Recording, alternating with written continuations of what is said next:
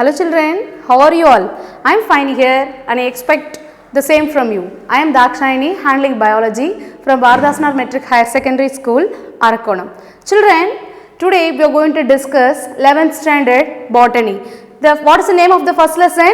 Living world. And in this session we are going to study about the classification of the history, right? How the organisms were classified. And the first topic what you are going to see is the classification of the living world. What does the living world comprises, children? Living world comprises of human beings, plants, animals, even the microorganisms are also included in the living world. So we are going to see the history of classification, how it was classified. And first one, the person who classified the plants. The plants were classified into three categories. One is trees, shrubs and herbs. Trees very huge in size, shrubs budar we say in Tamil, and herbs very small like tulasi, all mint, everything comes under the herbs. So the person who classified the plants we say as father of botany, Theophrastus. What was the name of the person, children? Theophrastus. He was called as a father of botany because he classified nearly 18,000 species of plants. And the next person is Aristotle. He was the first person who classified the animals, so he was called as a father of zoology, Aristotle, and he was a great philosopher also. And the next person who classified the organisms into plants and animals is Carolus Linnaeus, or we can say him as Carl Linnaeus also, and he was a father of taxonomy. And now, what is taxonomy, children? Taxonomy is the study of arrangement. Study of arrangement. The study which we identify, classify and arrange the plants or the animals, we call it as taxonomy. The person who classified the plants and animals is said to be Carl Linnaeus, so he was called the father of taxonomy. Okay children, from this I will ask you some questions, right? Who is the father of botany? Theophrastus. And who is the father of zoology? Aristotle. And Aristotle classified the animals into two categories. One is the Enaima and another one is the Anaima. What do you mean by Enaima, Anaima? Enaima is the organisms with blood. With blood. The organism which possess blood are categorized under Enaima, and the organisms without blood comes under Anaima. Without blood. It's an important question, children. What does the Aristotle's classification was based on? Enaima and Anaima, with blood and without blood. So, who are the three persons? Theophrastus, Aristotle and Carl Linnaeus. And next, we are going to study what is the need, why we have to classify, what is the need of classification. Just imagine, children, you are going inside a supermarket. If all the things, for example groceries, toys, chocolates, everything were kept in a bunch, is it possible to identify which you need? No, it is not possible. Likewise, there are enormous of populations in the world, so without classification, it is not possible to study. For example, you are going to a library, the books are arranged, kids stories, novels in separate columns, separate racks. So, it will be easy for you to identify which you need. So, likewise, classifying the living organisms is necessary. And now, we are going to see the need of classification. So, what is the first point, children? To relate the things based on common characteristic feature. For example, if you are discovering a new thing, you will compare it with the other already which is available, other plants, and then you will identify to which family it is belong to. For example, you are identifying an animal with a tail. So, you will place them where the tailed organisms which belongs to which kingdom. So what is the first need, children? To relate the things based on common characteristic features. And next one, based on their salient feature. Each and every organism has a unique nature, unique characteristics. Based on that also we can classify. For example, climbing animals. So we can categorize them separately. And the next one is that we can understand the relationship among the species. Not only the relationship children, through the classification we can understand the variation also. How it is different from, how one species is different from the another species. And the last point is that we can understand the evolutionary relationship. What do you mean by this evolutionary? Evolutionary means parinama valarchi, right? We can know about their ancestors also. For example, from where do we evolve? From which organism we evolved?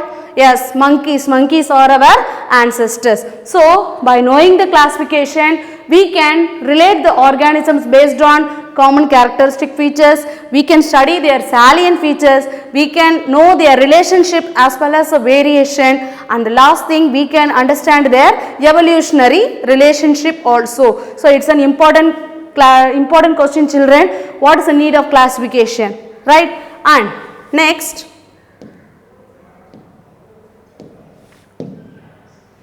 we are going to study the system of classification, starting from 2 kingdom classification to 7 kingdom classification. 2 kingdom, 3 kingdom, 4 kingdom, 5 kingdom, 6 kingdom and 7 kingdom. But still now it was, which we follow the worldwide, is 5 kingdom classification. So now we are going to study how it was classified. The person named Carl Linnaeus, right?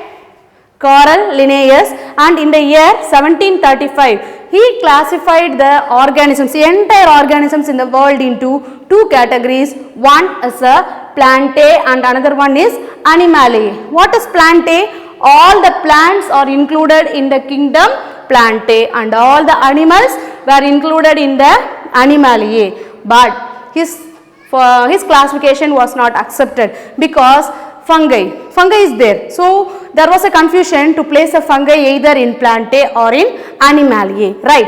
And later came the 3 kingdom classification. The person named Ernest Haeckel. What is the name of the person, children? Ernest Haeckel. He proposed the 3 kingdom classification, and Protista, Plantae and Animalia. Apart from plants and animals, most of the unicellular organisms and some multicellular organisms are placed in the Protista, right? So Ernest Haeckel in the year 1866, he classified the organisms. Apart from plants and animals, he introduced a new kingdom, that is Protista. So who classified the 2 kingdom classification, children? Carl Linnaeus. The 3 kingdom classification was proposed by Ernest Haeckel. Yes. And next we are going to study about the 4 kingdom and the 5 kingdom classification. And the person named Copeland. The person named Copeland proposed the 4 kingdom classification, and R.H. Whittaker proposed the 5 kingdom classification. And what are the kingdoms under the 4 kingdom classification? First one is Monera, right? All the bacteria were included in the category Monera. Later Protista, Plantae and Animaliae, right? Apart from microorganisms, all the bacteria were brought under the Monera, Protista, Plantae and Animaliae. And last, the person named R.H. Whittaker in the year 1969 proposed the 5 kingdom classification. What are all in the 5 kingdom classification, children? Here the fungi was included: Monera, Protista and fungi, Plantae and Animaliae. Each and every kingdom, in 2 kingdom, one was included, and it was called the 3rd kingdom classification, and this was approved by all, and still now we follow the 5 kingdom classification given by R.H. Whittaker. So what are all the kingdoms included in 5 kingdom classification, children? Monera, Protista, fungi, Plantae and Animaliae. And the next step, we are going to study about the 6th kingdom and the 7th kingdom classification. The person named Thomas Cavalier Smith proposed the 7th kingdom, 6th kingdom classification, and Archaea and Eubacteria. For example, Monera was classified into 2 categories, Archaea and Eubacteria. What do you mean by Archaea, children? Archaea means primitive. the organisms which survive in extreme conditions, extremophils, acidophile. Some organisms will survive in hot climate also, in the areas of volcanic eruptions. Such organisms are classified under Archaebacteria, Eubacteria, Protista, fungi, Plantae and Animaliae. And the 7 kingdom classification was proposed by Ruggiero et al. And Archaebacteria, Eubacteria, Protozoa, Chromista, Plantae and Animalia. What is this Chromista, children? Chromista, it is a combination of, Protista is a combination of Proto and Chromista. So here this Protista were classified into 2 categories, Protozoa and Chromista, and the 6th kingdom classification was revised as 7 kingdom classification. So who proposed the 7 kingdom classification? Ruggiero et al. In the year 2015. And next we are going to discuss about the 5 kingdom classification, which was legally approved by everyone. And who proposed the 5 kingdom classification? R.H. Whittaker. Why we say him as R.H. Whittaker? What was his full abbreviated form, children? Robert Harding Whittaker. In short, we call as R.H. Whittaker. It is an important question, children. It comes in the book back also. Who proposed the 5 kingdom classification? R.H. Whittaker. Robert Harding Whittaker. And what was his lifespan? 1920 to 1980. And what are all the kingdoms comes under the 5 kingdom classification? Already we studied Monera, Protista, fungi, Animalia and Plantae. And next we are going to discuss the characteristics of the 5 kingdom classification. So these are the characters. These are the fundamental characters of the 5 kingdom classification. So what is the first one, children? Monera. Right? Monera. First the organisms were classified into 2 categories, prokaryotic and eukaryotic. What do you mean by prokaryotic? Pro means primitive. Pro means primitive. Karyo means nucleus. Karyo means nucleus. So the organisms with the primitive nucleus were called as prokaryotic, and the organisms with the true nucleus is called as a eukaryotic. And which king comes under the prokaryotic, children? Monera. And eukaryotic were divisible into unicellular and multicellular. What do you mean by unicellular? The organism with a single cell is said to be unicellular, and the organisms with many cells we call it as multicellular. Based on this, we classify into Protista and multicellular. Remaining things, fungi, Plantae and Animalia comes under the multicellular.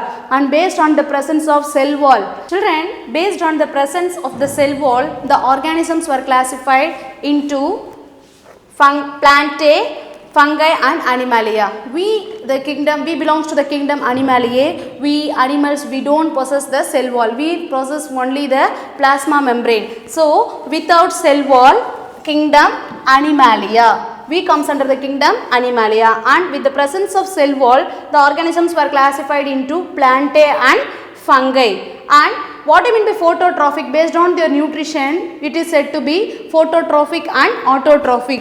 Phototrophic means they prepare their food with the help of the light. Photo means light. Mostly we call them as autotrophic. The plants the organisms which prepare their food by itself, we call as autotrophic, right? Since it uses the light, it is said to be phototrophic. And fungi and we Animalia are heterotrophic, because we cannot synthesize our own food. We depend on the other organisms for our food. So what are the characteristics of the 5 kingdom classification, children? So first one is based on the presence of nucleus, prokaryotic and eukaryotic. And next one is based on their number of cells, unicellular, multicellular, and then with cell wall, without cell wall. And the last classification is based on the mode of nutrition, whether it is autotrophic, phototrophic or the heterotrophic. So with this, the topics comes to an end, children. And in your book you may see the do you know box, right? In the do you know box,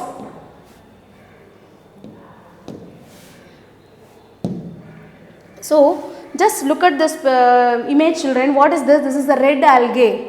It is a red algae and it is said to be red tide. What do you mean by red tide? When this algae contaminates the entire water bodies, it looks like a river full of blood. So hence it is termed as a red tide. Children, this is the image of the red algae. Red algae, this is responsible for causing the red tide in Florida, right? Florida in the year 1892. When the water bodies are fully accumulated by this red algae, it seems to look like the water body full of blood. So it was said to be red tide in Florida. It caused in the year 1982, and the organisms which we call comes under the red algae, or first one is, what is the first one? Gymnodinium breve, and another one is Gonialex tamariensis. Just underline in your book, children, right? So with this the topic comes to an end. Children, with this we have attached the study material, question bank and assessment for this topic. Kindly go through it and make sure how far you understood the topic. Parents, please help your children to follow their homework. Thank you, children. Have a nice day. Myself, J. Jalatan Fidos of 11th standard. And myself, Lavanya of 11th standard. We have reached state level competitions for the past 4 years. And our parents and the teachers are the foremost reason to reach the state.